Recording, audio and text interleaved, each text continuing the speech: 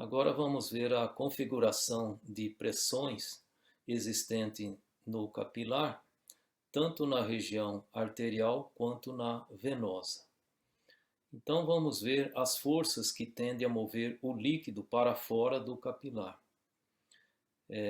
A pressão capilar, que é a pressão oriunda dos batimentos cardíacos, empurra o líquido para fora e isso exerce uma pressão de 30 milímetros de Hg na região arterial e 10 milímetros de Hg na região venosa.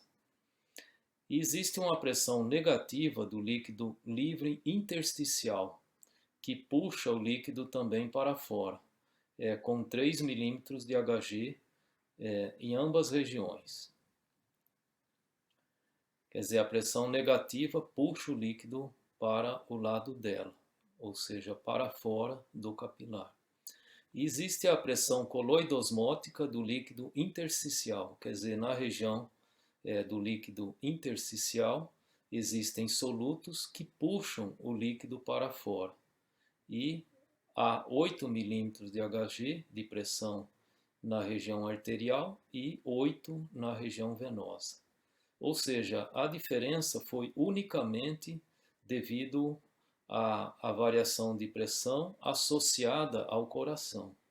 Aqui dando um total de 41 milímetros de Hg e milímetros de Hg e aqui 21.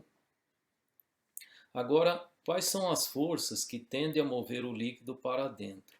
É uma só, a pressão coloidosmótica do plasma, que puxa para dentro. A gente viu que o plasma tem as proteínas e são principalmente 3 proteínas que dão essa pressão de 28 milímetros de Hg, pressão osmótica, né? E aí, mas tanto na região venosa quanto na arterial, são 28 milímetros de Hg. E como resultante das forças, nós temos aqui as forças para fora e as forças para dentro. Isso dá um saldo para fora na região arterial de 13 milímetros de Hg e um saldo para dentro com uma pressão negativa de menos 7 milímetros de Hg na região venosa. Quer dizer, há mais saída de líquido na região arterial e mais entrada de líquido na região venosa. Dores de cabeça em diálise renal. A diálise é utilizada para remover a ureia do plasma de pacientes cujos rins não funcionam. A ureia está no líquido cerebral intersticial e no líquido cefalorraquidiano na mesma concentração que no plasma. Então nós temos o líquido intersticial fora das células cerebrais, temos o líquido que fica no meio do cérebro, o cefalorraquidiano, que tem comunicação com o plasma, e a ureia está na mesma concentração. Contudo, a permeabilidade capilar do cérebro é baixa para a ureia e, para alcançar o equilíbrio, são necessárias várias horas. Água, oxigênio e nutrientes cruzam do capilar para o cérebro a uma taxa muito mais rápida do que a ureia. À medida que a concentração plasmática da ureia diminui, é criada uma diferença de pressão osmótica temporária resultante da ureia no cérebro. A pressão maior da água no plasma força para o deslocamento de água para o fluido intersticial do cérebro. Ou seja, na medida que vai se retirando a ureia do plasma, ela vai ficando numa menor concentração de soluto no plasma e aí o solvente vai para o lado que ainda tem ureia, que é no líquido intersticial. Isso então dá um aumento de pressão no líquido intersticial. Isso pode resultar em dores de cabeça e edema cerebral. Esse efeito relacionado com a pressão osmótica faz com que a hemodiálise tenha a necessidade de ser feita em várias horas. Bem, este slide traz o volume de líquidos corporais para uma pessoa de 70 kg. Essa figura representa o corpo, aqui a entrada de líquidos corporais, aqui a saída, tendo as perdas nos rins, pulmões, fezes, suor e pele. Há aproximadamente 3 litros de sangue no plasma e devemos considerar também o líquido que está dentro das hemácias, que é mais uns 2 litros, 2 e pouco, porque o hematócrito do sangue é em torno de 45%. O plasma é separado do líquido intersticial pela membrana capilar, e no líquido intersticial há aproximadamente 11 litros, perfazendo 16% do peso corporal. Em conexão com o líquido intracelular está a membrana celular. E no líquido intracelular há aproximadamente 28 litros para essa pessoa de 70 kg, perfazendo um total de 40% do peso corporal. Agora vem a pergunta: como que eu quantifico esses líquidos, né? Essa quantidade de líquido, né? Em cada parte, em cada seção dessas daí? Então vejamos aqui, tem uma descrição, eu vou ler e depois vou explicar melhor.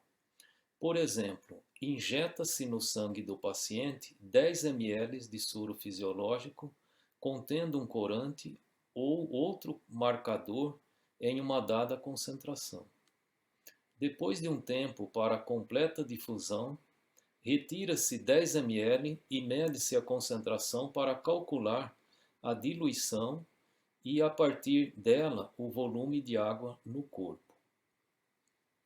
Ou seja, eu vou aplicar 10 ml de soro no sangue da pessoa, contendo uma concentração de uma molécula que eu possa quantificar. Por exemplo, água tritiada. Ela é boa também porque ela é distribuída por todo o corpo da pessoa. Aí eu vou ver a quantidade de líquido corporal, total no corpo. Então eu aplico 10 ml de soro contendo uma concentração de água tritiada. Eu posso medir isso, avaliar isso com um contador de cintilações líquidas, né? Aí depois da completa distribuição, espero um tempo, um dia talvez, e retiro 10 ml de plasma novamente do corpo da pessoa. Aí eu vou ver quanto de água tritiada tem nesses 10 ml de plasma. Supõe que a concentração ficou diminuída 5.000 vezes.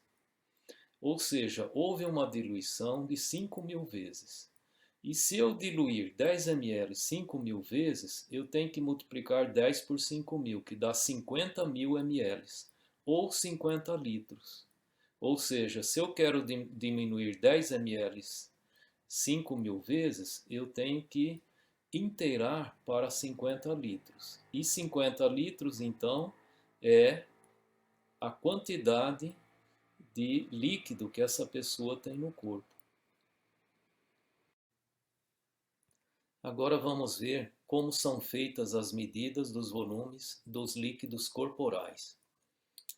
Bom, como que eu meço a água corporal total? Eu dei o exemplo usando água tritiada, que está aqui, porque ela se distribui por todo o corpo e eu posso quantificá-la usando um contador de cintilação líquida. A água tritiada emite a partícula beta-, e por isso ela pode ser quantificada.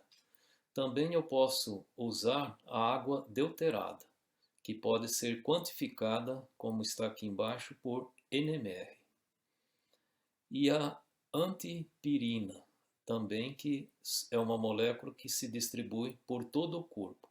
Então, para medir água corporal total, eu preciso de alguma molécula que se distribui por toda a água do corpo, dentro, fora da célula, no plasma, em todo local.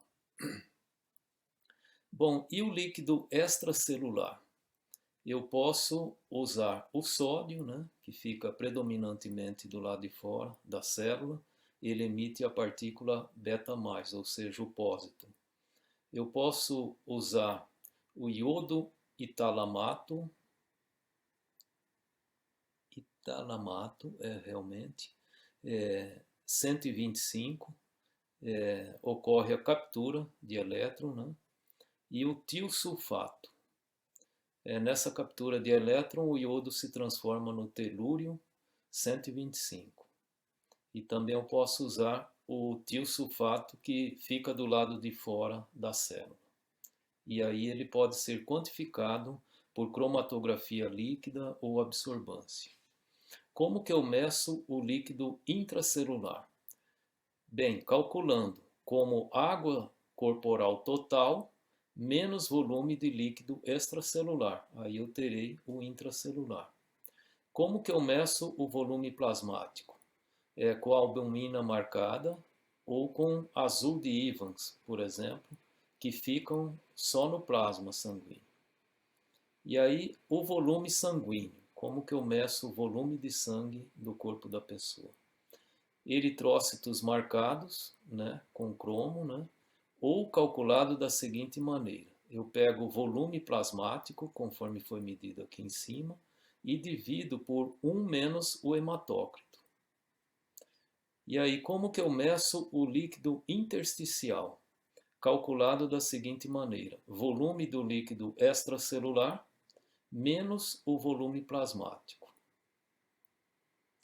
E essas técnicas aqui são as que são geralmente usadas nessas medições.